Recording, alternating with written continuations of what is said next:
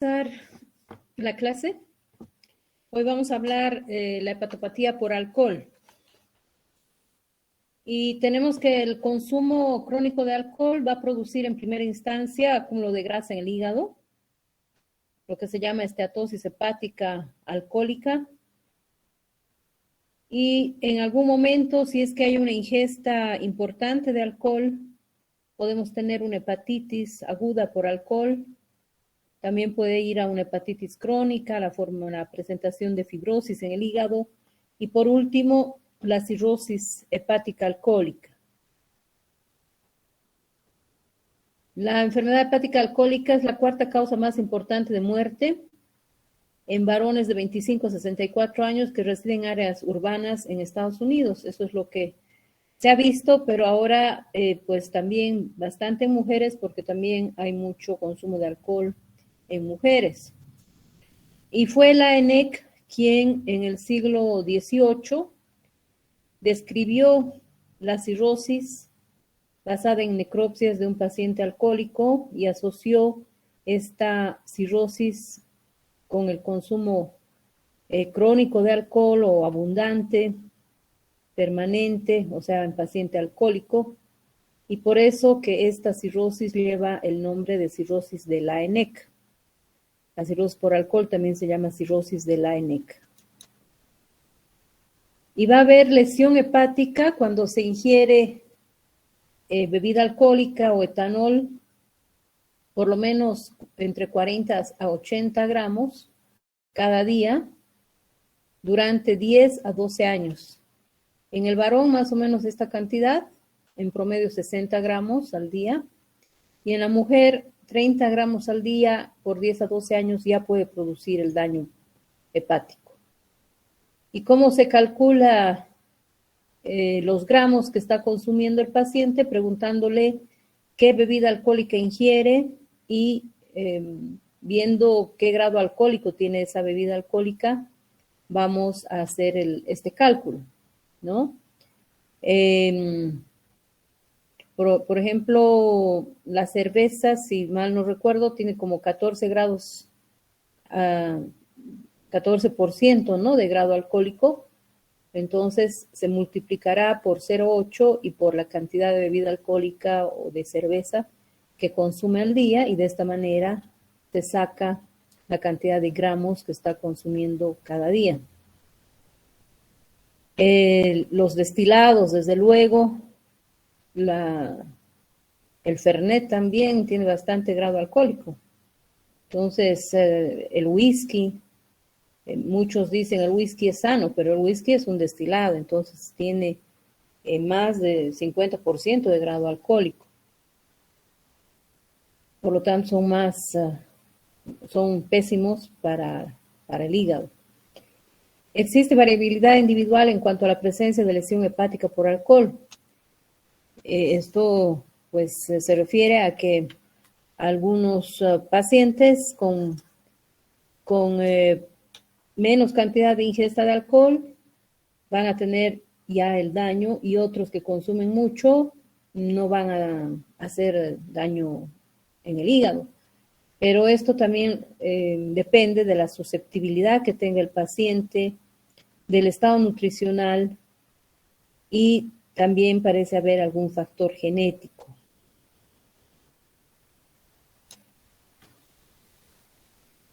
Entonces, si es que hay este tipo de consumo de alcohol, se va a acumular grasa en un 90 a 100% de los pacientes que tengan ese consumo diario, que tengan alcoholismo. Y va a ser más importante la lesión hepática en pacientes mujeres. Si hay poca ingesta de alimentos, si la nutrición es baja. El tabaquismo también es otro factor que puede llevar a lesiones en otros órganos si consumen junto con el alcohol. El tipo de bebida es importante, entonces cuando estamos frente a un paciente que pensamos que está con daño por alcohol, tenemos que preguntarle qué es lo que consume. Si consume destilados, si consume cerveza, vino, desde cuándo, cuántos años, si todos los días. Tenemos que investigar todo lo que respecta a esta ingesta.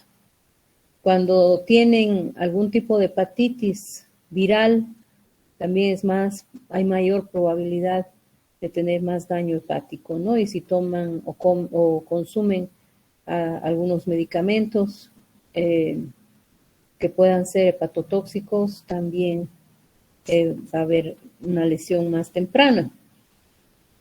Se da hepatitis alcohólica en 10 a 35% de estos pacientes y la cirrosis en 8 a 20%. Entonces, la estatosis se refiere al acúmulo de grasa en el hígado, que en esta etapa es reversible el problema. Si deja de consumir alcohol, puede desaparecer. Si no agrede al hígado, puede desaparecer esta esteatosis. Entonces es importante enviar al paciente al psiquiatra, ayudarle a que salga de este problema, que ya no consuma, para poder revertir.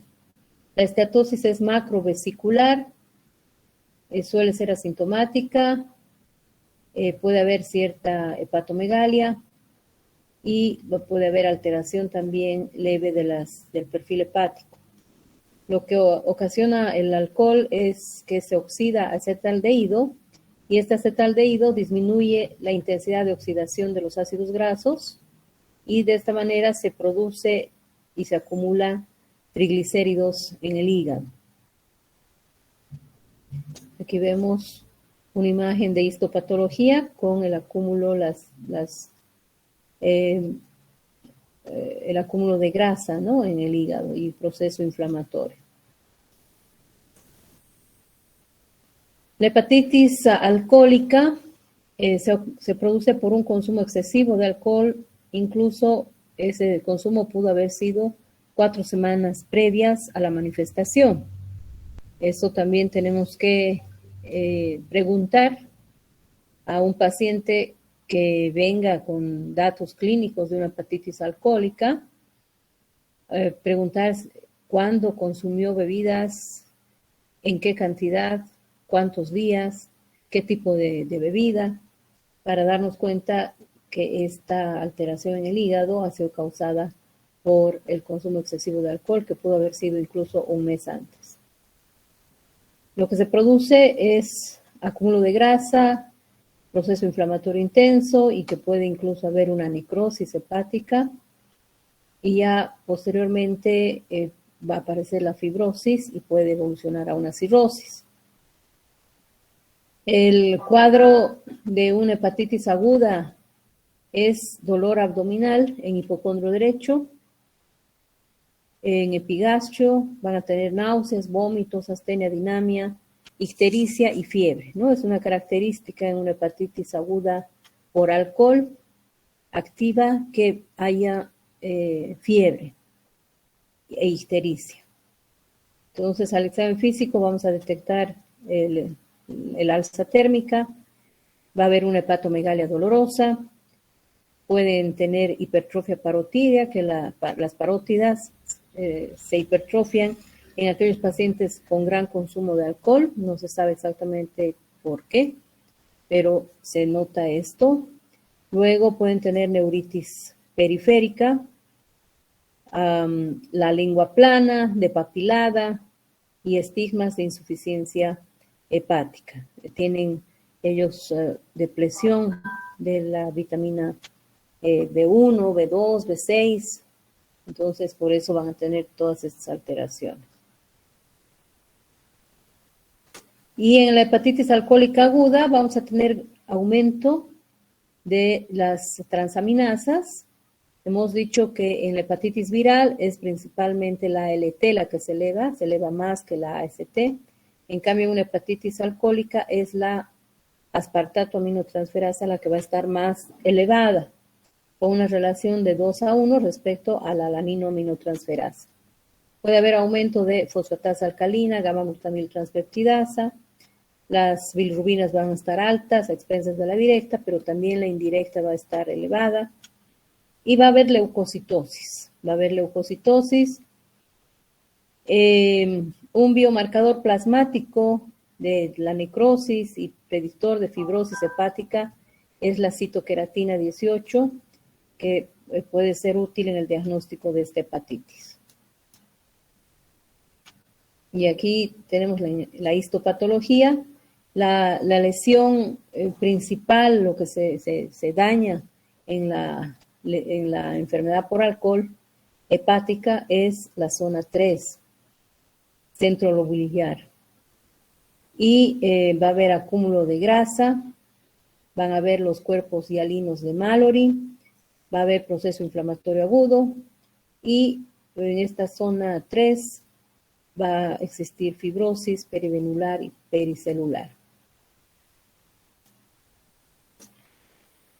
Existen índices pronósticos para hepatitis aguda. Estos índices también los encuentran en internet, donde meten los datos y les sale el índice, ¿no? Entonces, el índice o función discriminativa de Madre, y también hay el otro de Madre modificado, donde van a poner los datos del tiempo de protrombina, el tiempo de protrombina control, la bilirrubina total por 4.6 y les va a salir un índice. Si sale de más de 32, se refiere a que es una hepatitis aguda grave. Si es menos de 32, es una hepatitis aguda leve a moderada. Con la grave, pues hay riesgo de que vaya a una insuficiencia hepática aguda, a una falla hepática aguda. Y también podemos hacer la determinación del MELD o el índice ABIC. Todo esto, como les digo, pues actualmente por medio del celular pueden ingresar a internet y hacen el cálculo. El tratamiento, lo más importante es la abstinencia alcohólica. Y también tenemos que evaluar la función renal. Tenemos que mejorar el estado nutricional del paciente. Si es que el paciente es alcohólico, tiene abstinencia por alcohol, está irritable, o está en condiciones que no puede consumir alimento, habrá que ponerle una sonda nasoyeyunal y a través de la sonda nasoyeyunal darle una dieta que contenga entre 1.2 y 1.5 gramos de proteínas por kilogramo de peso y 35 a 40 kilocalorías por kilogramo día en comidas fraccionadas y con un buen desayuno y además colación nocturna. Es importante en los pacientes con hepatopatía, sobre todo por alcohol, pero en hepatopatías crónicas, en cualquier cirrosis, es bueno darles colación nocturna, porque como hay una insuficiencia hepática, entonces tienden a hacer hipoglicemia. Y para evitar esa hipoglicemia, pues se recomienda la colación nocturna. Esto hace que la evolución sea mejor, además, y que respondan mejor al tratamiento que se les da. En el caso de la hepatitis por alcohol, pues no olvidarse de la colación nocturna. Y en caso de que tenga abstinencia alcohólica, pues se pide valoración al psiquiatra y el psiquiatra le va a dar benzodiazepinas o aldol. Y también habrá que administrarle ácido fólico, zinc y tiamina.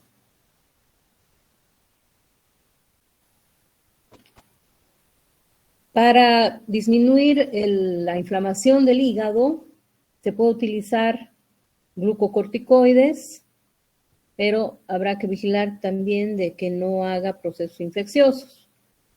Y además,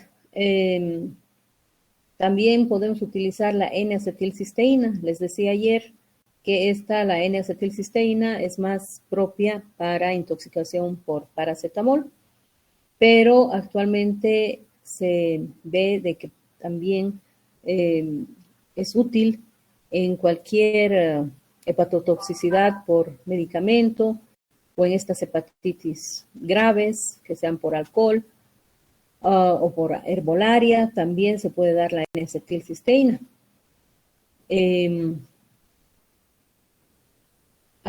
Mejora esto la función del hígado.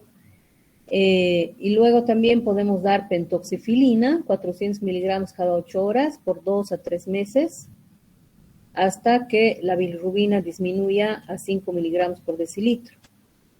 Y la colchicina, que se puede dar un comprimido cada día, puede ayudar a que no se produzca fibrosis en este hígado. El síndrome de Siebe es raro, es un tipo de hepatitis alcohólica en que las lesiones histológicas típicas de la hepatitis alcohólica se asocian a una esteatosis mayor, masiva, y donde puede aparecer anemia hemolítica e hiperlipidemia. Como les digo, una vez que vence la hepatitis por alcohol, puede quedar ese hígado con fibrosis y luego ya va a evolucionar a cirrosis. Y los síntomas van a ser de astenia, dinamia, hepatomegalia, dolor en hipocondrio derecho, ictericia, y ya va a haber alteración del perfil hepático puede ser también con el TP un poco prolongado. La albúmina va a empezar a bajar porque ya va a existir algún grado de insuficiencia hepática. Entonces, esta es una biopsia hepática donde vemos las fibras de colágeno, donde aquí vamos a detectar que ya hay fibrosis en este hígado.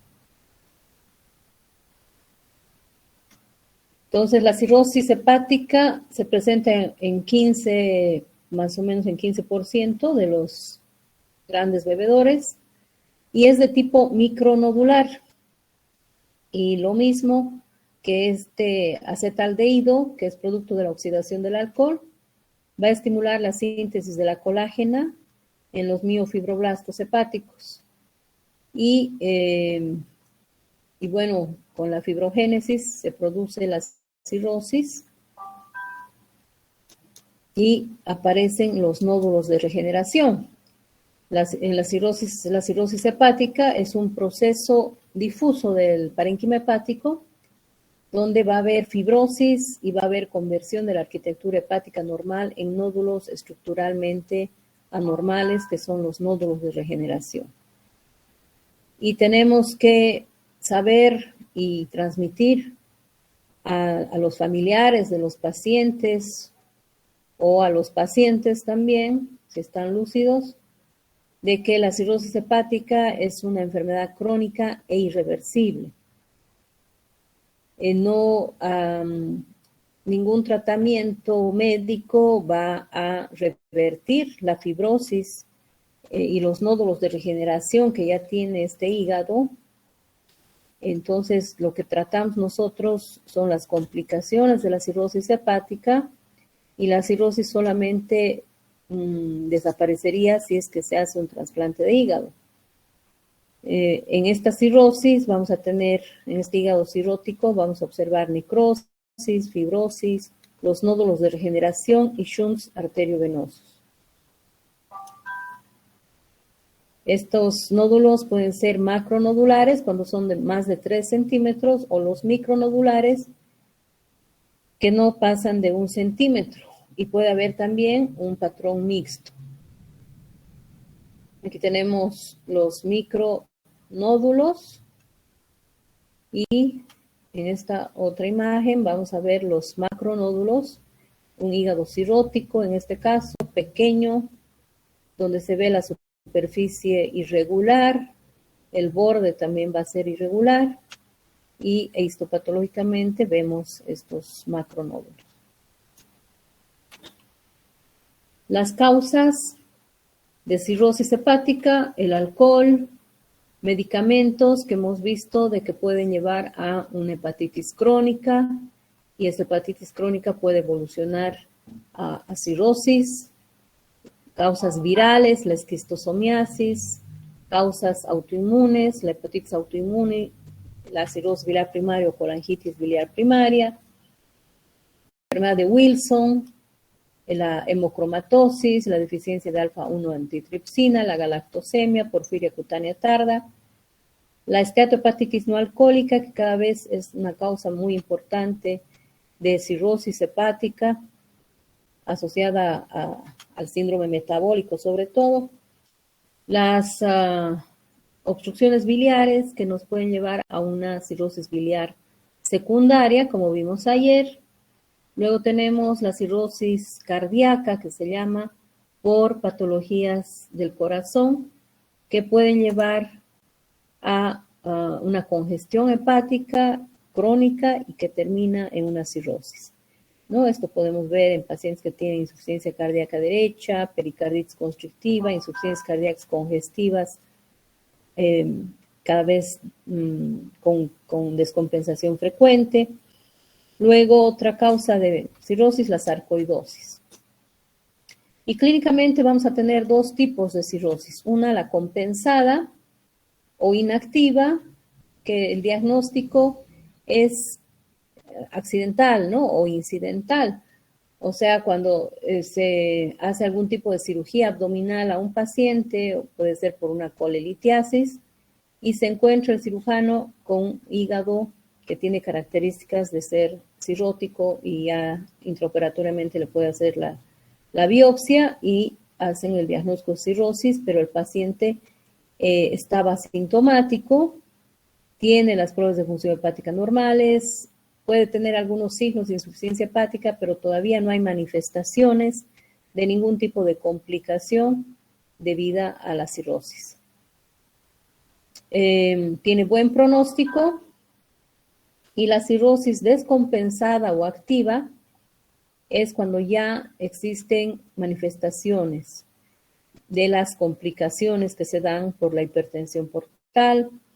Pueden tener encefalopatía hepática, pueden tener ascitis, edema de miembros inferiores, pueden tener compromiso renal o pueden tener infección a nivel de líquido de ascitis.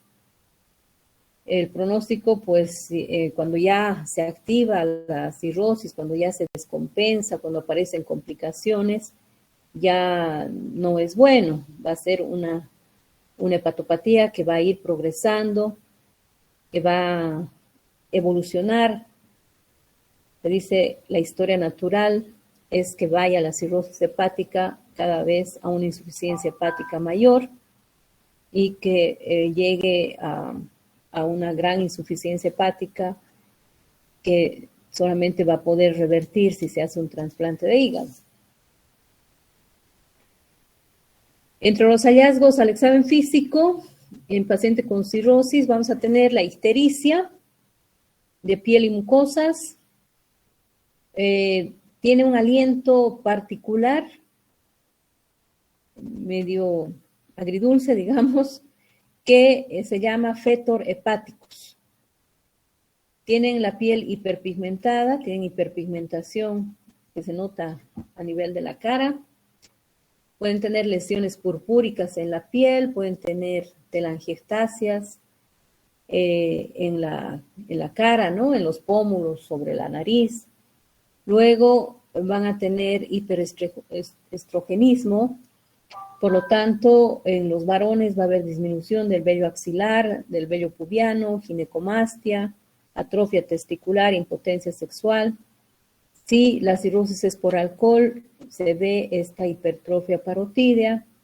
También podemos ver a nivel del tórax anterior los nevos arañas, que son puntos rojizos de donde salen unas líneas rojas como si fueran unas arañas, y eso se ve más frecuentemente a nivel del tórax, ¿no? En la parte anterior. Luego, en abdomen podemos observar circulación colateral, el abdomen globoso por presencia de líquido de ascitis, puede haber edema de miembros inferiores. Por esta ascitis, por este aumento de la presión intraabdominal, van a tener tendencia a hacer hernias. Entonces pueden tener hernia umbilical, hernias inguinales. Después van a tener la presión arterial baja. Esto no debe asustarnos en paciente con cirrosis. Si no tiene datos de hemorragia, es por la misma cirrosis hepática que estos pacientes tienen la presión arterial baja. Luego tienen la palma hepática, que está manifestada o se nota o se refiere a que estos pacientes tienen eritema palmar y tienen hipotrofia tenar e hipotenar. Dentro del laboratorio, pues tenemos que pedir las pruebas de función hepática o el perfil hepático, donde vamos a tener las bilirrubinas. O sea, siempre dentro de lo que es perfil hepático tenemos que pedir bilirrubina total, bilirrubina directa, indirecta, transaminasas, las dos transaminasas, ¿no? La aspartato aminotransferasa, la alanino-aminotransferasa. Tenemos que pedir fosfatasa alcalina, gamma-glutamiltranspeptidasa. Y no olvidarnos nunca de las proteínas totales, albúmina globulina, la relación albúmino-globulina, y luego el tiempo de protrombina y el INR. Todo esto es muy importante, porque para valorar el grado de función hepática, tomamos en cuenta el tiempo de protrombina y la albúmina principalmente. Entonces, son valores que siempre debe tener un paciente con cirrosis hepática. Luego se pide hemograma. Estos pacientes, como tienen hipertensión portal y tienen esplenomegalia, pueden llegar a tener pancitopenia. Esta pancitopenia es por el secuestro de las células sanguíneas en el vaso grande. Por la hipertensión portal van a tener esplenomegalia y por esta razón van a secuestrar estas células y por lo tanto pueden tener pancitopenia. Es un dato que nos orienta a que un paciente pueda tener cirrosis, ¿no? Muchos de estos pacientes son remitidos a la hematóloga y la hematóloga, los remiten para que descarten problemas en médula ósea. Sin embargo, lo primero que hay que hacer es ver si no es un paciente alcohólico, si no tiene o no ha tenido alguna vez una hepatitis viral y que pudiera tener como consecuencia una hepatopatía crónica. Y primero pues habrá que descartar una hepatopatía y datos de hiperesplenismo por esplenomegalia. Entonces habrá que pedirle una ecografía y todo lo que sea necesario para descartar una cirrosis. Y si no hay esto, pues recién el hematólogo va a valorar si no hay una aplasia medular, por ejemplo. Luego, en el perfil hepático, en pacientes con cirrosis, por la insuficiencia hepática vamos a tener un tiempo de protrombina prolongado, el colesterol va a estar bajo, vamos a tener, si es que está con ascitis, con edema de miembros inferiores, con retención de líquidos, en el ionograma podemos ver hiponatremia, pero si está con retención de líquidos es una hiponatremia dilucional, no es una hiponatremia verdadera. Entonces en estos pacientes lo que hay que hacer es darles diuréticos para quitarle el líquido y va a aparecer el valor normal del sodio. Y también podemos hacer determinación de sodio urinario que puede estar bajo. La ecografía abdominal nos es útil para ver el parénquima hepático, los bordes, si son regulares, la ecogenicidad del parénquima hepático y luego si hay datos de hipertensión portal. La porta no tiene que pasar el diámetro de la porta de 12 milímetros, entonces por encima ya se considera de que pueda haber una hipertensión portal. Y también con la ecografía abdominal vamos a valorar el tamaño del vaso. Si hay esplenomegalia es otro dato que nos hace pensar que hay hipertensión portal. Luego se puede pedir ecografía abdominal Doppler más elastografía, o se puede pedir una elastografía por resonancia magnética nuclear para ver el grado de fibrosis en el hígado, una tomografía de abdomen con contraste, la resonancia que les digo, endoscopía digestiva alta para valorar varices y también se puede hacer una laparoscopía para hacer una biopsia hepática. Si es que hay necesidad de biopsia hepática, pues esta se puede hacer de tipo, por vía percutánea, por punción, por vía percutánea, o para mayor seguridad, por laparoscopía.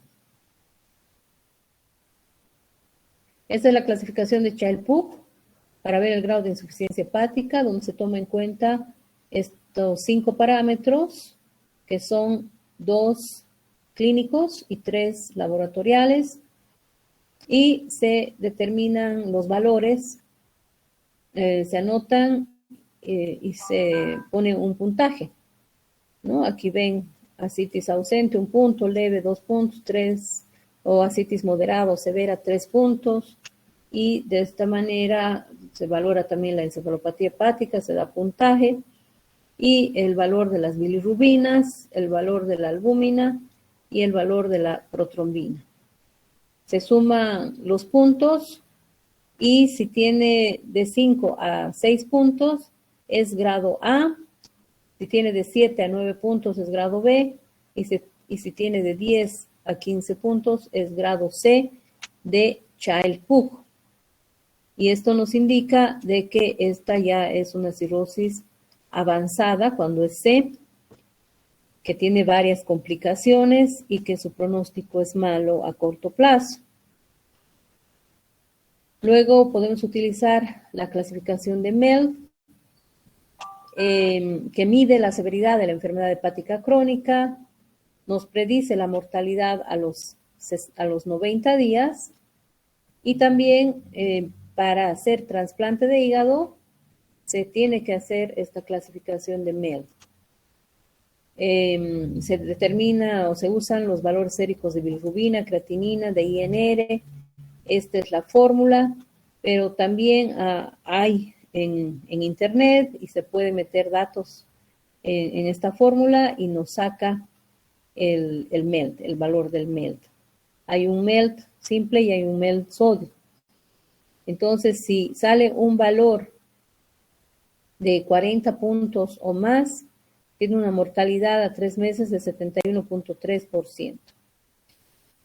De 30 a 39 puntos, mortalidad del 52.6% a 3 meses, ¿no? Entonces es alta la probabilidad de muerte, el pronóstico es malo en este tipo de pacientes. De 20 a 29 puntos, 19.6% de mortalidad a 3 meses. Menos 9 puntos, menos de 9 puntos, 1.9% de mortalidad. Entonces el pronóstico en estos puntajes pues todavía es bueno y se aconseja hacer ya trasplante de hígado si tiene un MELD entre 20 y 29 puntos. Ya tendría que entrar en un programa de trasplante de hígado en esta etapa.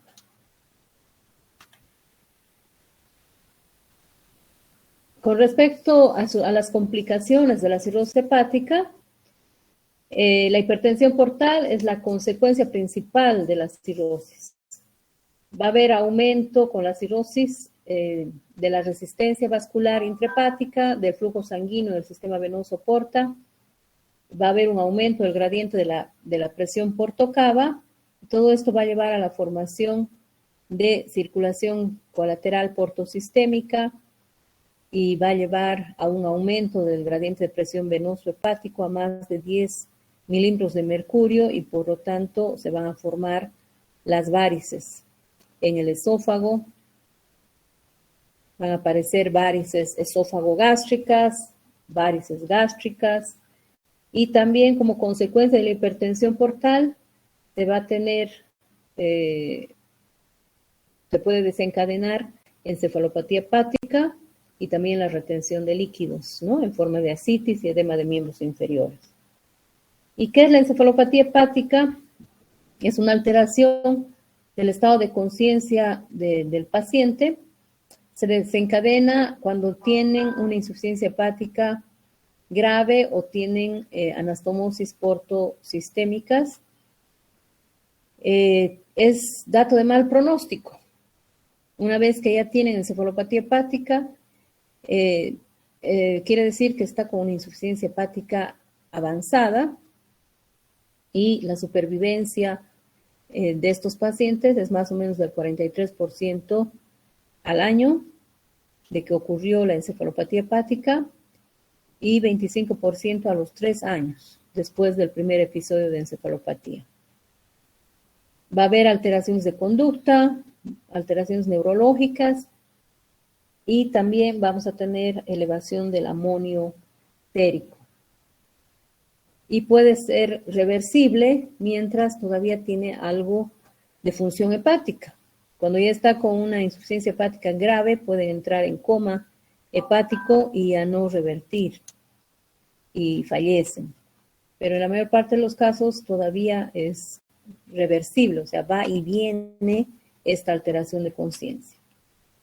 En el 11 Congreso Mundial de Gastroenterología en Viena, en 1998 se clasificó la encefalopatía en 3 tipos. La tipo A, que es la encefalopatía hepática asociada a falla hepática fulminante, o sea, cualquier patología, hemos hablado que una hepatitis viral aguda por virus A podría llevar a una falla hepática fulminante o por virus B, y que esta falla hepática fulminante, anoche vimos eso, se manifiesta clínicamente por encefalopatía hepática. Entonces, esta encefalopatía hepática asociada a esta falla hepática fulminante se denomina tipo A, y que es de mal pronóstico. La encefalopatía hepática asociada a derivación portosistémica quirúrgica, o sea, son pacientes que son sometidos a cirugías para bajar la presión portal, y eso pues ya no se hace, porque antes se hacía en pacientes, este tipo de cirugía se hacía en pacientes que estaban sangrando mucho de varices. Actualmente pues ya tenemos otro tipo de tratamientos para este sangrado de varices y ya las erradicamos y ya no vuelven a sangrar. Entonces hay menos probabilidad de que vayan a una insuficiencia hepática más severa. Es más larvada la evolución de la cirrosis. Por lo tanto, ya no se realizan estas derivaciones.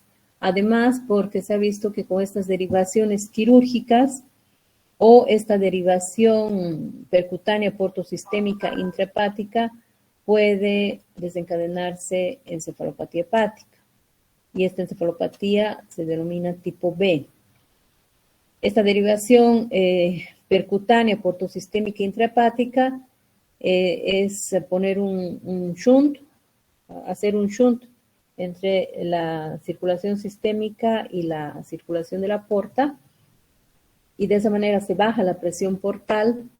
Esto se utiliza también en pacientes que han sangrado de varices esofágicas y no se ha podido controlar esta hemorragia por diferentes métodos. También se utiliza en pacientes con síndrome hepatorrenal y es en realidad un procedimiento que se hace previo a un trasplante de hígado, ¿no? Para mantener al paciente con vida hasta que se lo trasplante. Pero tiene esta desventaja que puede provocar encefalopatía hepática. Y la tipo C, que es la más frecuente, es la encefalopatía hepática asociada a una hepatopatía crónica y que puede ser de tipo episódica, simple o recurrente, esa es la que vemos más frecuentemente.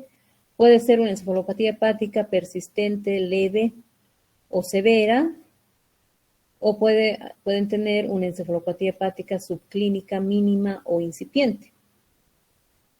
Son pacientes que estos con su clínica mínima o incipiente que hacen su vida normal, pero a veces tienen ciertas alteraciones que de pronto desvarían, pero es mínimo y se pasa, y ese tipo de pacientes tienen que tomar el Epamer, se llama un medicamento, que es la L-ornitina, L-aspartato, de forma crónica, o lactulosa de forma permanente, y pues también se les tiene que recomendar que no ingieran muchas proteínas animales, ¿no? Para que no sea una encefalopatía mayor, para que no se manifieste una encefalopatía mayor.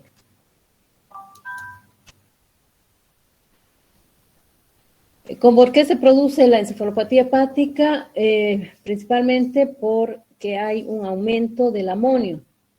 Y la fuente principal de amonio es el intestino, donde, o sea, en el colon es donde va a haber un desdoblamiento de los productos nitrogenados, donde actúan las bacterias colónicas. Las bacterias colónicas van a actuar sobre estos productos nitrogenados y que se va a producir el amonio, va a ser absorbido, y en la hipertensión portal, pues no va a ir, normalmente este amonio se absorbe y va hacia el hígado y ahí es metabolizado y no pasa nada, pero en estos casos de cirrosis con hipertensión portal, puede ir directamente por la circulación colateral portosistémica hacia el sistema nervioso y va a afectar el estado de conciencia del paciente. Este amonio en un 80% es depurado en el hígado por el ciclo de Krebs, por lo que el nivel en el sistema venoso hepático es el más bajo del organismo. Pero en el cirrótico, por esta circulación colateral, este metabolismo va a ser afectado y va a llegar al sistema nervioso central. Los astrocitos a este nivel se encargan de la detoxificación del amonio, lo convierten en glutamina, pero como hay un exceso de amonio que va a llegar, hay una hiperamonemia, esto va a afectar y la glutamina se va a intercambiar con los aminoácidos de cadena ramificada, no tóxicos, y aminoácidos aromáticos tóxicos hacia el plasma, pero en el caso de la hipertensión portal, la alta concentración de glutamina va a favorecer el influjo de aminoácidos aromáticos más que de los de cadena ramificada, entonces va a haber más cantidad de tóxicos y se van a formar además falsos neurotransmisores como la octapamina,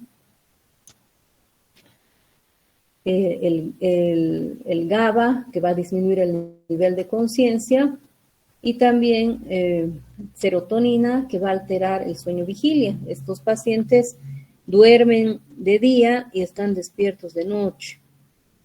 Tienen esa alteración.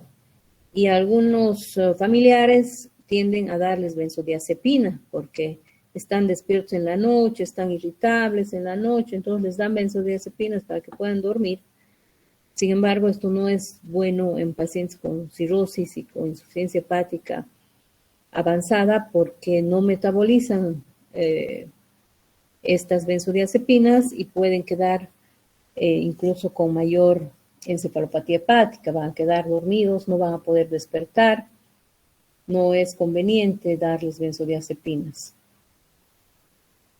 Hay disminución de los neurotransmisores como norepinefrina, aspartato, dopamina.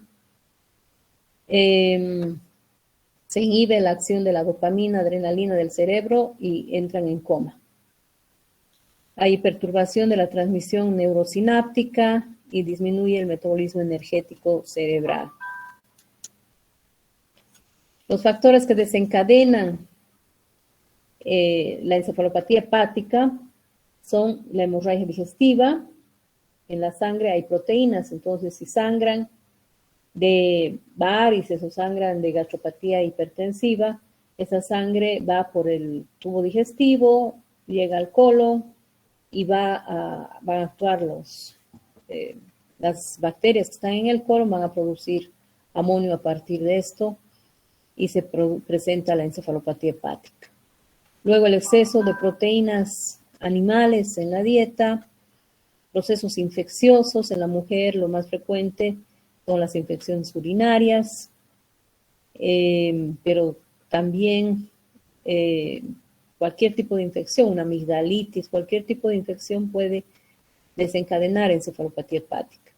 La deshidratación, la uremia prerrenal, el uso de sedantes, de hipnóticos, de anestésicos, la hipoxia, trastornos hidroelectrolíticos, o sea, un paciente con cirrosis que tenga diarrea, que le desencadene trastorno hidroelectrolítico o del equilibrio ácido básico, una alcalosis metabólica, también puede desencadenar una encefalopatía hepática. La constipación por la producción de mercaptanos, de indol en el intestino, también puede llegar a producir encefalopatía hepática. ¿Y cómo se manifiesta? Por alteraciones de la conciencia, como les digo, duermen de día, despiertan de noche, pueden tener apatía, lentitud de respuesta, o sea, tienen una bradipsiquia, ¿no? Tienen un pensamiento lento, pueden tener bradilalia, habla lenta, monótona, tienen reducción de los movimientos espontáneos, hay cambios de personalidad, de inicio pueden estar irritables, si están internados se sacan sus sueros, las soluciones, están desorientados, hablan incoherencias, después cuando ya tienen una encefalopatía más marcada, más bien van a estar con somnolencia, va a haber deterioro intelectual, no van a poder hacer sumas, restas simples. Luego tienen ese efecto hepático, van a haber alteraciones motoras como asterixis, reflejos y tono muscular exagerados. Entonces hay que buscar también al examen físico la asterixis, ¿no? Que en la práctica seguramente se les va a enseñar, que es llevar la palma de la mano hacia atrás, soltar y la mano tiembla. Esa es la asterixis, que es un dato de que está con encefalopatía hepática. Y hay varios grados de encefalopatía hepática. Tenemos el grado 0, que nada más se determina por tests, que ahorita vamos a ver. El grado 1, donde va a haber compromiso intelectual, va a haber bradipsiquia. En el grado 2, va a haber ya más somnolencia, va a estar confuso, vamos a tener la asterixis, la hiperreflexia. Todavía hay control de esfínteres. En el grado 3 es una somnolencia permanente, casi no habla o habla demasiado incoherente, no se entiende nada y que responde a estímulos dolorosos. Hay un coma superficial, todavía responde a estímulos dolorosos y a estímulos casi no responde a estímulos verbales. En el grado 2 sí responde a estímulos verbales y a estímulos dolorosos. En el grado 3 casi ya no responde a estímulos verbales, sí a los dolorosos. Y la sobrevida de estos pacientes es más o menos del 40%, pero fallecen, o sea, el pronóstico ya es malo, fallecen en 6 meses o en ese año. El grado 4, el coma ya es profundo, no responden ni a estímulos verbales ni a dolorosos, hay hipotonía, puede haber convulsiones y la sobrevida es de 20%. Estos son los tests para la encefalopatía hepática incipiente, que se les hace conectar números pares con pares o correlativos, ¿no? 1, 2, 3, 4, y pueden hacerlo o no, dependiendo de qué grado de encefalopatía tienen. Luego, seguimiento y diseño de una carretera, se dibuja una carretera y se le indica que con el lápiz siga por dentro la carretera y pues ahí valoramos también cómo va a estar. También se le puede decir de que sume números simples o que reste para ver si lo puede hacer o no lo puede hacer. Y se solicita el amonio en sangre arterial y va a estar elevada si se trata de una encefalopatía hepática. Luego se le pide el perfil hepático, se le puede hacer un examen de líquido cefalorraquídeo para descartar otro tipo de alteración neurológica, igualmente un electroencefalograma y todos los laboratorios de rutina, incluyendo examen general de orina, electrolitos, para ver si es que no hay una infección urinaria o una alteración hidroelectrolítica. Y si hay una hipocalemia, que también esa es una causa frecuente de encefalopatía, el hecho de que el paciente tenga citis y los médicos generales o donde va pueden darle mucha furosemida, entonces la furosemida depleta el potasio y sí va a orinar bastante, va a disminuir la citis, pero si no se controla bien los electrolitos, puede tener hipocalemia, puede llegar a ser una hipocalemia y esta puede ser causa de encefalopatía hepática.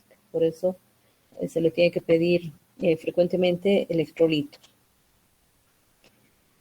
Luego, el tratamiento de la encefalopatía hepática se basa en la reducción de la producción y absorción de estas toxinas derivadas del tubo digestivo y es importante ver cuál ha sido la causa desencadenante y corregirla, porque no solamente es bajar el amonio mediante medicación que ahorita vamos a ver, si no se corrige la infección urinaria, no se corrige el desequilibrio hidroelectrolítico, no se corrige algún proceso infeccioso o una diarrea que pueda tener el paciente o la constipación que pudo haber causado la encefalopatía, va a volver a entrar en la encefalopatía. Entonces eso también hay que corregir.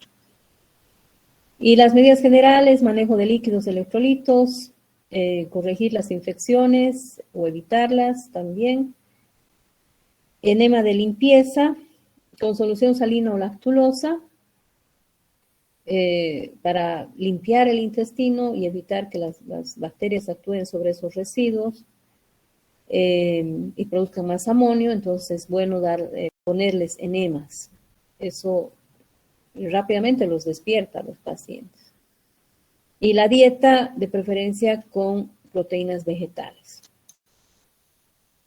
Se le da antibióticos no absorbibles que van a actuar sobre las bacterias que están en el colon. Se puede dar rifaximina, 400 miligramos cada 8 horas. Neomicina 2 a 4 gramos día o el metronidazol 500 miligramos cada 8 o 12 horas o aminocidina. Pero lo que más utilizamos es actualmente la rifaximina, pero también utilizamos el metronidazol si es que no tiene posibilidad el paciente de comprar rifaximina, que es un poco más cara. La lactulosa es también muy útil porque es un laxante osmótico, entonces nos produce una diarrea osmótica, va a acidificar el colon, lo que va a reducir la síntesis de amonio por las bacterias y va a reducir también la absorción del amonio. Y va a haber mayor eliminación de amonio por heces porque la lactulosa, al ser un laxante osmótico, nos va a acelerar el tránsito, o sea, nos va a provocar deposiciones frecuentes en el paciente, ¿no? Lo que se quiere es que tenga por lo menos 2, 3 deposiciones al día y eso también nos va a ayudar a que pase la encefalopatía. Si no tiene creatinina alta, se puede dar también la L-ornitina, L-aspartato, que proporciona un sustrato para síntesis de urea y glutamina, disminuyendo el exceso de amonio. Esta viene por vía oral, si es que puede el paciente todavía deglutir, si no está en una encefalopatía muy grado 3 o grado 4, se puede tomar por boca, se le puede dar por boca, o si está con un coma hepático, una encefalopatía grado 3, también viene por vía endovenosa. En caso de encefalopatía hepática crónica o esa encefalopatía incipiente, larvada, constante, se le puede dar, se le indica de que consuma proteínas, pero en base a proteínas vegetales. Es muy, la quinoa, por ejemplo, es excelente porque tiene muy buenas proteínas, tiene zinc, y eso hace de que la cirrosis hepática se mantenga compensada. Y que la nutrición del paciente sea buena. Entonces se les indica quinoa, lentejas, amaranto, todos estos cereales andinos hacen una excelente labor en el paciente con cirrosis. Las proteínas vegetales provocan mayor deposición, tienen mayor cantidad de aminoácidos de cadena ramificada, mejoran la flora y hay mayor incorporación de nitrógeno a la masa fecal. Si no responde, como les digo, o si están en un coma hepático o están con una encefalopatía por una insuficiencia hepática aguda, el tratamiento es el trasplante de hígado.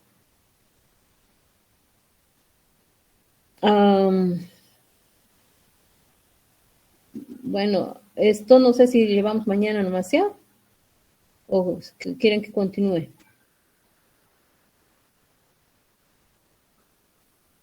Hola. Mañana, doctora. Bueno, se depende de mis compañeros. Me están escuchando, ¿no? Sí, es verdad. Bueno, si quieres, Mañana, doctora, da sueño. ¿Ya les está dando sueño? Sí. Ya. Mañana entonces. A mí también ya me he cansado de hablar. Entonces mañana nomás avanzamos lo que es la citis y lo que vamos a avanzar hemorragia en el paciente cirrótico, ¿no? Por varices, peritonitis bacteriana espontánea y síndrome hepatorrenal. Mañana avanzamos eso, mañana es jueves. El viernes yo creo que vamos a llevar hepatocarcinoma y pancreatitis aguda, y el lunes terminaríamos pues con patología de páncreas. Hasta el lunes vamos a pasar clases, entonces pueden avisar también a nefrología de que desde el martes pueden darles clase. Bueno. Está bien, doctor. Está bien, doctora. Listo. Gracias, Entonces, doctora. nos vemos.